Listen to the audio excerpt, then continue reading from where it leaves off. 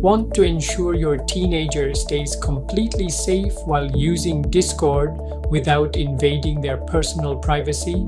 Discord's built-in Family Center feature allows parents to monitor active server interactions and friend lists securely.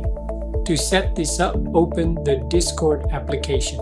At the bottom right corner, scroll down through the options list and select Family Center. Next, tap on the option labeled Connect with Parent. Discord will instantly generate a unique QR code on the screen that is valid for only a few minutes.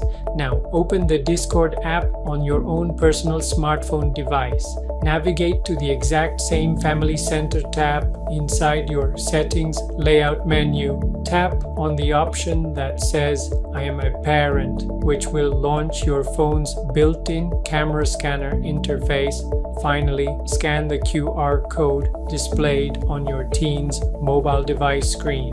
Once your teenager confirms the connection request from their end, the setup is complete.